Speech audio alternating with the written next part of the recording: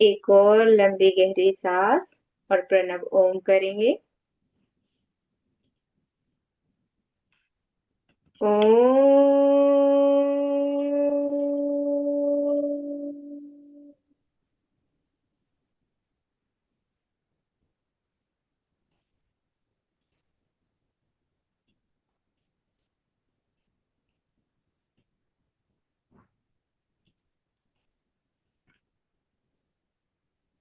इस ओम के वाइब्रेशन को अपने शरीर के कण कण में महसूस करें।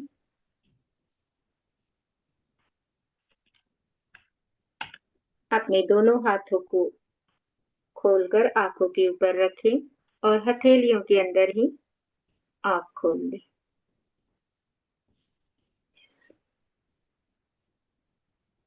चलिए हम प्रार्थना से शुरुआत करते हैं। तो सभी लोग अपना हाथ जोड़ लें। वसुदेव सुतन देवं कंस चाणूरमर्दन देवकी परमानंदं कृष्णं वन्दे जगद्गुरुं कृष्णं वन्दे जगद्गुरुं। सभी देवी देवताओं को कोटि कोटि नमन। सभी गुरुजनों को जो स्थूल रूप से हैं और जो सूक्ष्म रूप से हैं, सभी को कोटि कोटि नमन। सभी में बसे गुरु तत्व को कोटि कोटि नमन। तो चलिए फ्रेंड्स, हम सब शुरू करते हैं भगवत गीता का अनुपठन। 9वां अध्याय राज विद्या योग। आज हम 5वें श्लोक से 5th नंबर श्लोक से प्रारंभ करेंगे। तो चलिए देखिए, लेते हैं 5वां नंबर श्लोक।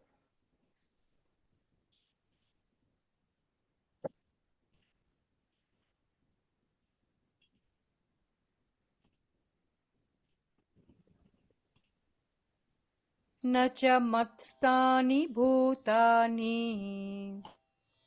पश्य मे योगमैश्वरम् भूतभृन्न च भूतस्थो ममात्मा भूतभावनः।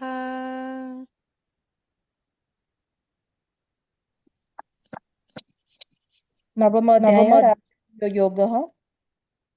श्लोक 5। न च मत्स्थानि भूतानि पश्य मे योगमैश्वरम् भूतभुर्न च भूतस्थो ममात्मा भूतभावनः। Thank you. Thank you ma'am, thank you. अब यहाँ पर न मतलब नहीं, च मतलब और, मत स्थानी मतलब मुझ में आश्रित, भूतानी भूतानी यानी प्राणी, पश्य मतलब देखो।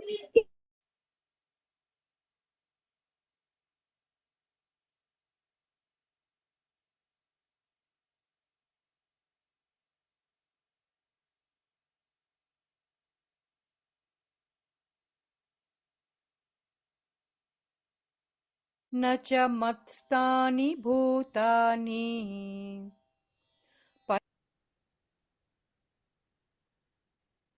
जी मैम, जी मैम।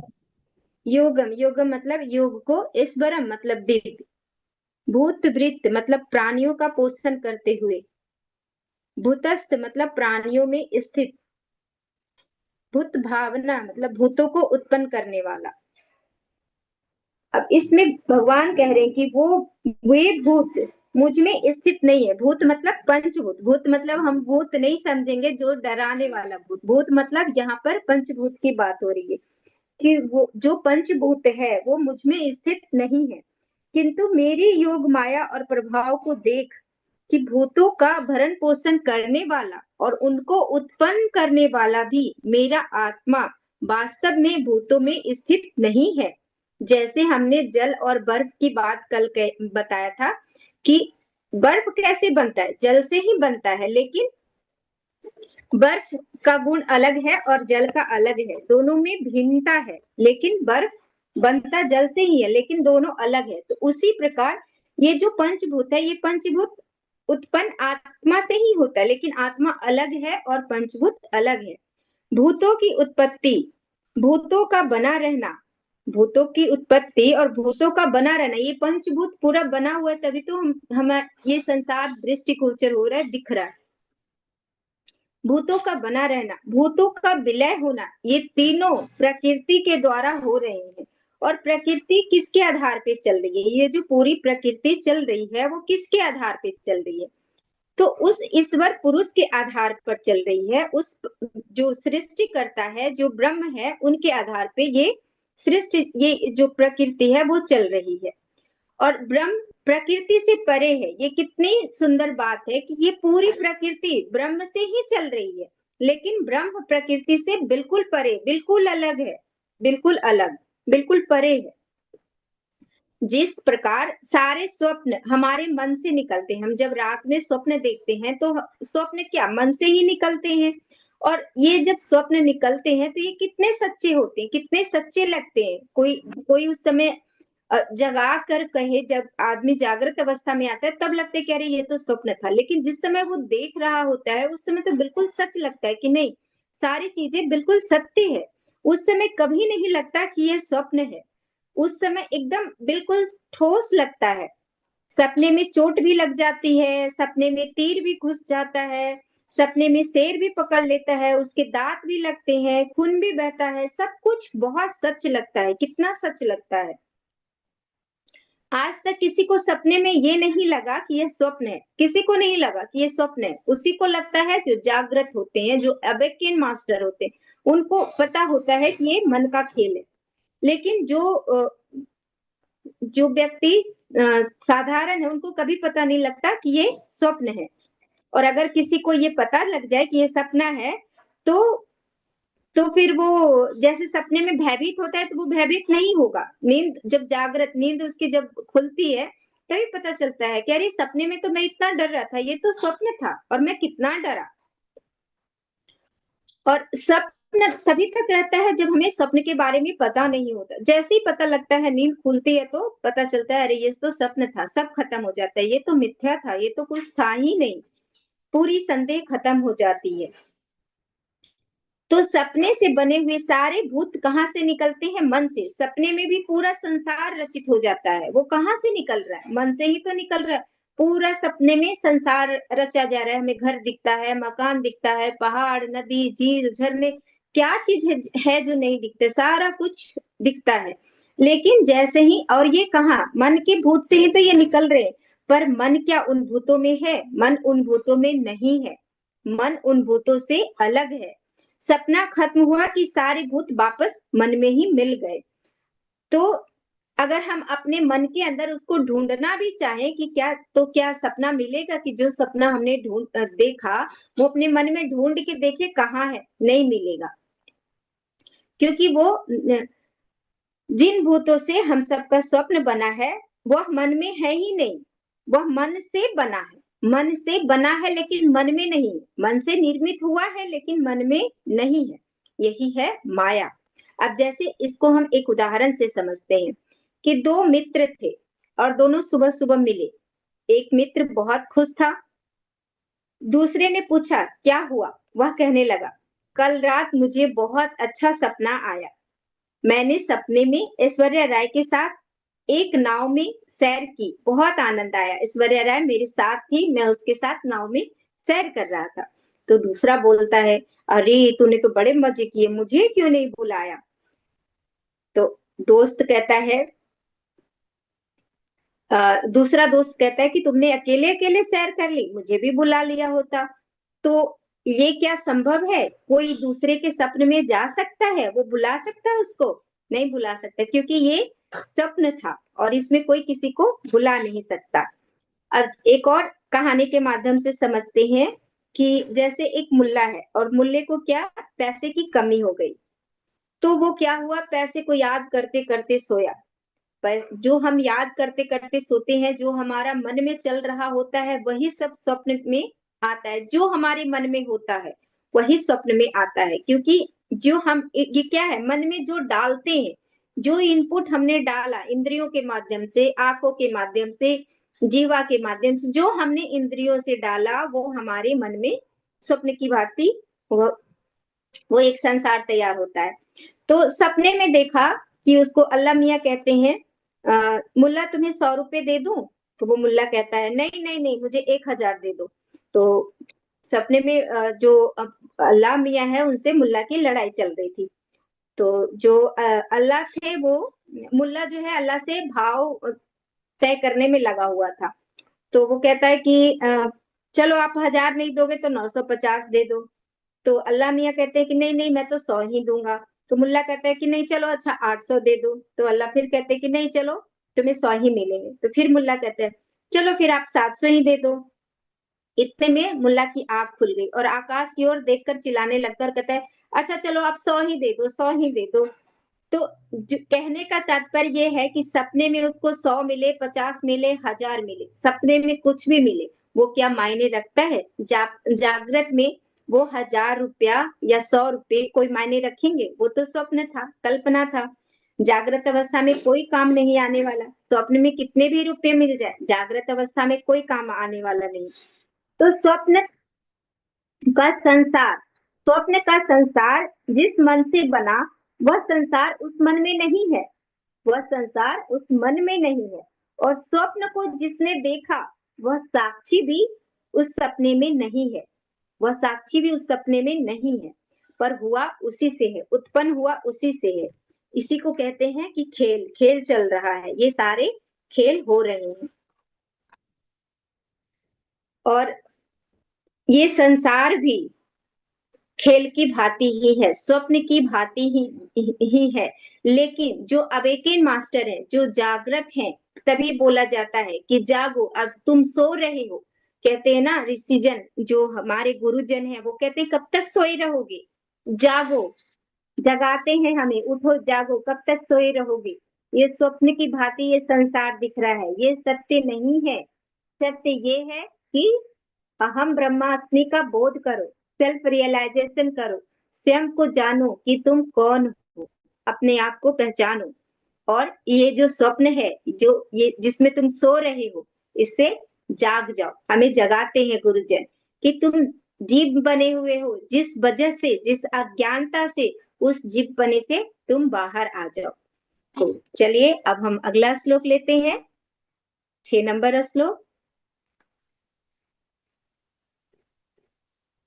यथाकाशस्थितो नित्यम् वायु सर्वत्र गो महान् तथा सर्वाणि भूतानि मत्स्थानीत्युपधारय। श्लोक 6 यथाकाशस्थि रिपीट हो रहा है। श्लोक 6 यथाकाशस्थितो नित्यं वायुः सर्वत्र गो महान् तथा सर्वाणि भूतानि मत्स्थानीत्युपधारय। Thank you. Thank you ma'am, thank you. यथा, यथा मतलब जैसे, आकाश स्थित मतलब आकाश में स्थित, सर्वत्र मतलब सर्वत्र गति करता है, शर्वाणी मतलब समस्त, भूतानी मतलब प्राणी, मत स्थानी मतलब मुझ में स्थित है, इति मतलब इस प्रकार, उपधाराय मतलब जानो। अब जैसे आकाश से उत्पन्न हुआ सर्वत्र विचरने वाला महान वायु सदा ही आकाश में स्थित है, वैसे ही मेरे संकल्प द्वारा उत्पत्ति होने से संपूर्ण भूत मेरे में ही स्थित हैं, ऐसा जानो, भगवान ये कह रहे हैं। अब अर्जुन को समझाने के लिए भगवान उनको उदाहरण देकर के समझा रहे हैं। कहते हैं कि वायु रिक्त स्थान, जैसे आकाश, आकाश में विचरण करती है तो और आकाश में ही स्थित है।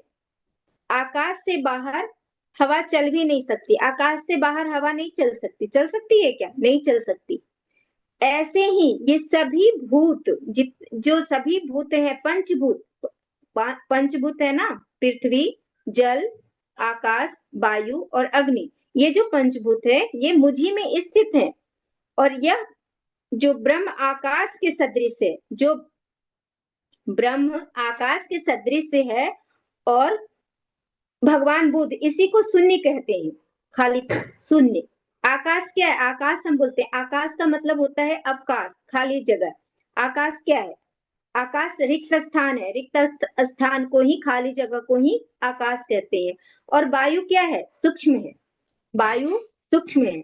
और वायु को कभी किसी ने देखा है क्या? कभी किसी ने नहीं देखा है, महसूस किया है। जैसे हवा चलती है, पेड़ हिलते हैं, कपड़े हिलते हैं, पत्ते हिलते हैं, तो हमें लगता है अच्छा हवा चल रही है, चीजें हिलती है और तो लगता है कि हवा चल रही है। और जब चीजें हिलती है तो उससे आवाज आती है। लेकिन वायु को, हवा को किसी ने नहीं देखा, आकाश को किसी ने नहीं देखा। तो यह जो सूक्ष्म वायु है, यह सूक्ष्म वायु किस में रमन करती है? आकाश में रमन करती है। आकाश ना हो तो वायु कहाँ रहेगी? अगर आकाश नहीं हो तो वायु कहाँ रहेगी? इसी प्रकार ब्रह्म है और भूत उसी में स्थित है, पंचभूत उसी में स्थित है। अब आकाश किसको कहते हैं? आकाश मतलब जिसको कभी भरा नहीं जा सकता, जिसको कभी भरा नहीं जा सकता उसको आकाश कहते हैं। जैसे कोई भी सामान अगर अपने हाथ पे रखते हैं, जैसे कुछ भी ये हमने अपने हाथ पे एक पेंसिल रखा, तो क्या पेंसिल पूरे हाथ को कवर कर लिया? पूरे हाथ को कवर नहीं किया ना, पूरे हाथ को तो ढक नहीं लिया। ये पेंसिल है और नहीं है तब भी हाथ पे कोई फर्क नहीं पड़ा। ऐसा तो नहीं कि पूरा पेंसिल हमने रखा पूरा भर गया, नहीं है ना। तो उसी प्रकार आकाश जो है, आकाश मतलब जिसमें हमेशा अवकाश बना रहता है, खालीपन बना रहता है। कोई भी चीज इसको कोई भी चीज इस शून्य को छू नहीं सकती, कुछ भी रख दो उसको छू नहीं सकती। शून्य में विद्यमान है पर छू नहीं सकती। आकाश बिल्कुल शुद्ध तत्व है। आकाश क्या है? बिल्कुल शुद्ध तत्व है, उसमें खालीपन, कुछ भी रख दो वहां पे। ऐसा जैसे कितना भी हवा रख दो आकाश में, ऐसा तो नहीं है उसका कुछ मेजरमेंट वगैरह तो नहीं है, कुछ भी आप रखो। तो इसी प्रकार संसार की उत्पत्ति हो, संसार बना रहे, संसार में प्रलय हो जाए, इस ब्रह्म रूप आकाश में कोई अंतर नहीं आता। जैसे आकाश में आप कुछ भी रखो, कोई फर्क नहीं पड़ता। कोई भी सामान आ रहा है, जा रहा है, आकाश को कोई फर्क पड़ता क्या? आकाश के अंदर ही इतने सारे घर बन रहे हैं, घर बन गए, भूकंप आया, घर टूट भी गए, कुछ भी हो रहा है, सब आकाश के नीचे ही हो रहा है। लेकिन उससे आकाश को कोई फर्क नहीं पड़ता, सब उस आकाश के नीचे ही सारी चीजें हो रही है। कितनी सारी हवा का आवागमन हो रहा है, लेकिन आकाश को कोई फर्क नहीं पड़ता। उसी प्रकार संसार की उत्पत्ति हो रही है, संसार बन रहा है, संसार में प्रलय हो जाए, इस ब्रह्म रूप आकाश में कोई अंतर नहीं आता, ब्रह्म में भी कोई अंतर नहीं आता। ऐसे ही हमारा, हम सब का ये शरीर बने या मिटे, चैतन्य में कोई फर्क नहीं पड़ता, चैतन्यता भीतर ही है, उस चैतन्य में कोई फर्क नहीं पड़ता। चैतन्य, चेतना किसको कहते हैं? चेतना जो स्वयं को जाने और दूसरों को जाने, वो चेतन है। चेतन का परिभाषा ही यही है कि जो स्वयं को जाने और दूसरों को। अब जैसे ये पेन है, इस पेंसिल है, इसको कौन जान रहा है? पेंसिल स्वयं जानता है कि पेंसिल है? स्वयं नहीं जानता है। इसको जानने वाला कौन है? इसको हाथ ने पकड़ा हुआ है, हाथ जानता है कि मैंने पेंसिल को पकड़ा हुआ है? क्योंकि ये दोनों, जो नहीं जानता वो जड़ है, जो जानने वाला है वो चेतन है। मैं जान रही हूँ, मेरा जो असली मैं है वो जान रहा है, जो चेतन है हमारे अंदर वो जान रहा है कि ये पेंसिल है और इसको हाथ ने पकड़ा हुआ है। तो चेतन जो जानने वाला है। हमारा मन शांत है अशांत है, ये कौन जान रहा है? जो हमारे भीतर साक्षी है वो जान रहा है।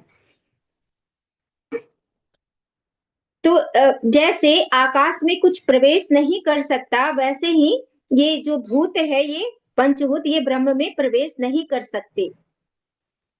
जैसे देह, मन, बुद्धि, ये सब क्या है, हम में प्रवेश नहीं कर सकते। कहते हैं ना, आप साक्षी बन जाओ, साक्षी से अपने मन को देखो, अपनी बुद्धि को देखो, अपने मन पे नजर रखो।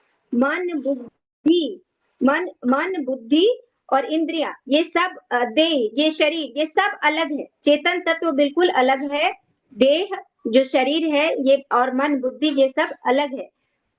ये सब जो आत्मा है वो नहीं है, वो चेतन तत्व उससे अलग है।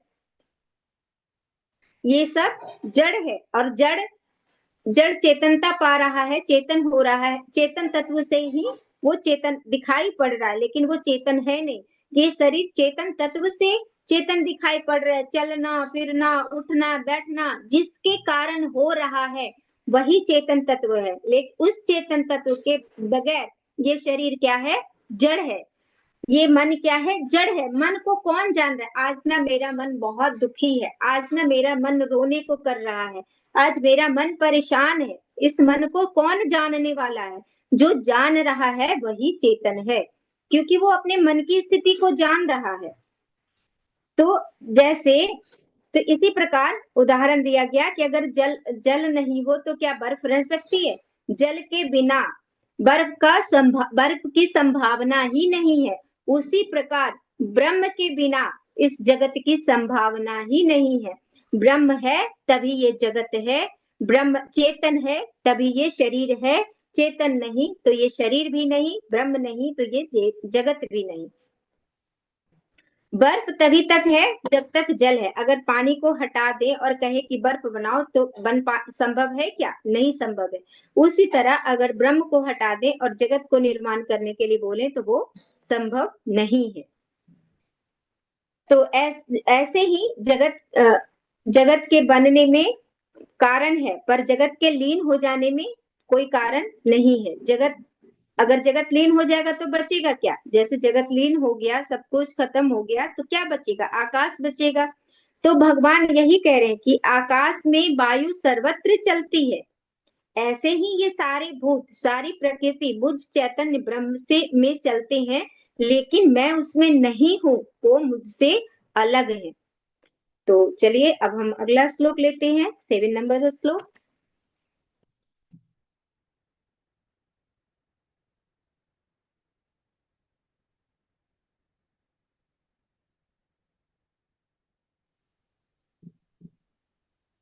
सर्वभूतानि कौन्तेय प्रकृतिं यान्ति मामिकाम् कल्पक्षये पुनस्तानि कल्पादौ विसृजाम्यहम्।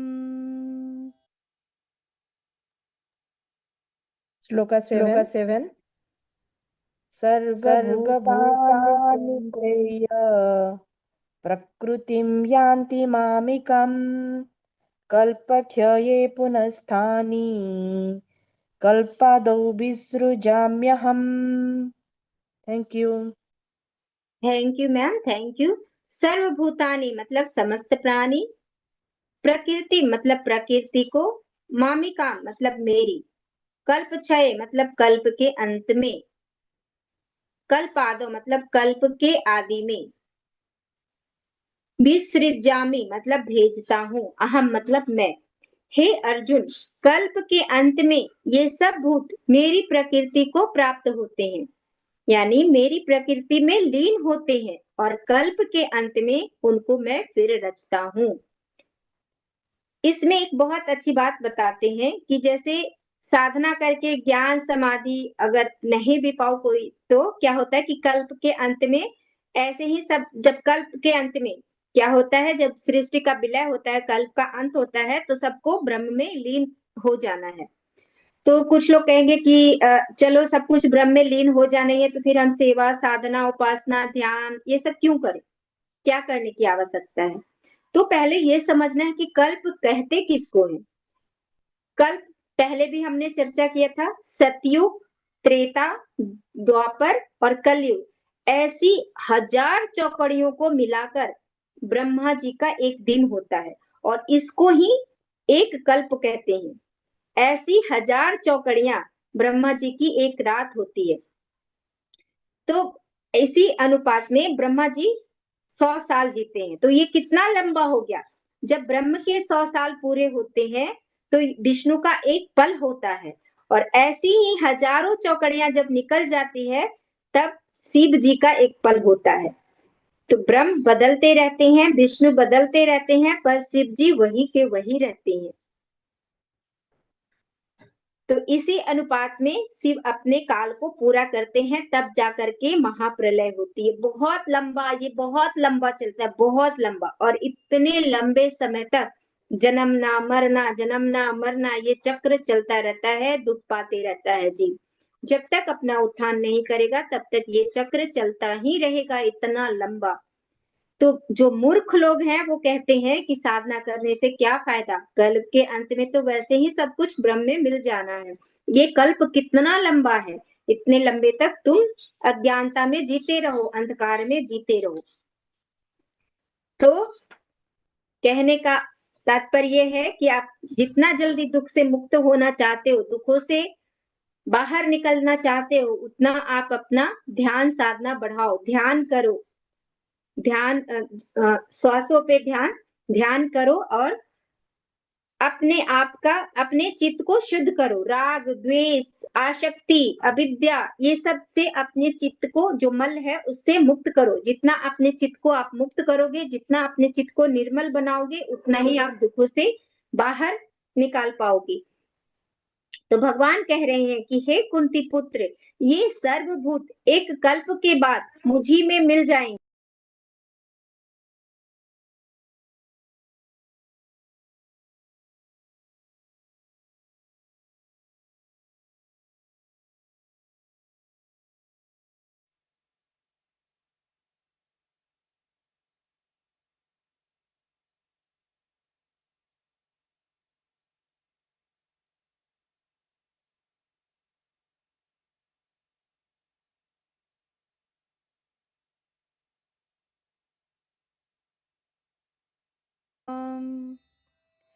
कल्पक्षये पुनस्तानि कल्पादौ विसृजाम्यहम्।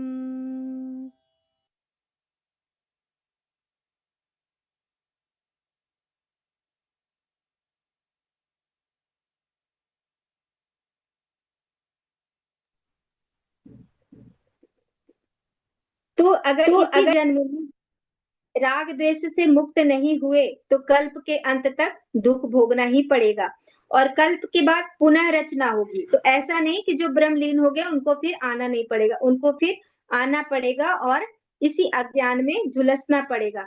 तो ये राग द्वेष जो भी है अविद्या, ये फिर से मारेंगे। तो ये कल्प खत्म भी हो जाए फिर भी ये सिलसिला चलता रहेगा। इसी को संसार चक्र कहते हैं, और ये चक्र में जीव पिसता ही रहेगा। जैसे चक्र का पहिया गोल गोल घूमता रहता है, उसी तरह ये जीव भी गोल गोल घूमता रहेगा, इसका कोई अंत नहीं है। तो ये गोल गोल घूमता ही रहेगा। जैसे बीज से अन्न उत्पन्न होता है, और अन्न से वीर्य बनता है, और वीर्य से फिर शरीर बनता है, फिर शरीर से और वीर्य बनता है, और फिर अंडे बन जाते हैं, और फिर एक नया शरीर, ये शरीर मरता है, और शरीर मरा, और शरीर से मरने के बाद क्या होता है, राख बनता है।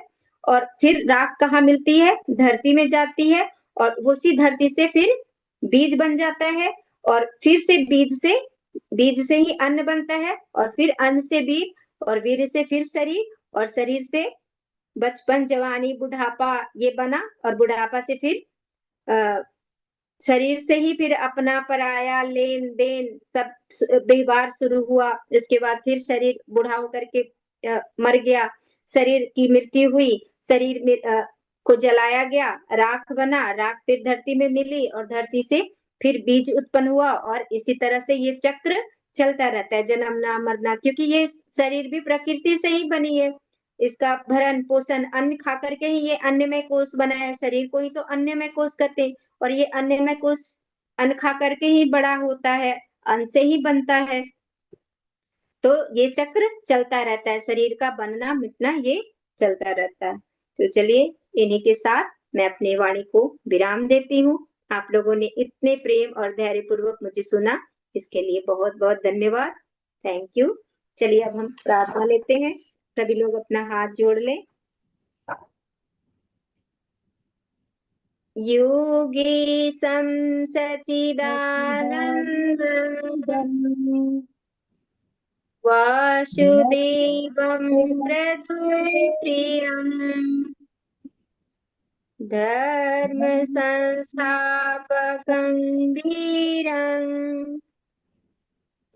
कृष्णं वन्दे जगद्गुरुम् कृष्णं वन्दे जगद्गुरुम्। सभी देवी देवताओं को कोटि कोटि नमन, सभी गुरुजनों को कोटि कोटि नमन, सभी में बसे उस परमात्मा को कोटि कोटि नमन। Thank you so much. Thank you everyone. बहुत बहुत धन्यवाद अर्चना जी, बहुत बहुत धन्यवाद। आज 3 श्लोक हमने सुने, लेकिन हर चीज में कुछ ना कुछ नया ही सुनने को मिलता है हर दिन, चाहे हमने पहले सुना हो लेकिन फिर भी हमें नई चीज पता चलती है। तो जिस तरह से समय बदलता है, लेकिन हमें अपने समय का सदुपयोग करना चाहिए। मुख्य बात यह है, ये नहीं सोचना कि कल पढ़िए और कितने शिव जी के हैं, पर उससे पूरा अपना जितना भी हमें ज्ञान है, उस ज्ञान को या उस हमारे एक्शंस को एक तरह से जितना जितना हम कर सके उतना हम सही मार्ग पे उसे लगाएं। तो यही आज के दिन पे कम से कम मैंने तो इतना है, एक मुख्य बात ये सुनी। बहुत बहुत धन्यवाद। फिर अगले सप्ताह 8वें श्लोक से और आगे अध्याय में जाएंगे। तो happy weekend. Thank you so much. Thank you Archana ji, thank thank you you सभी thank masters. You so much ma'am. Thank you.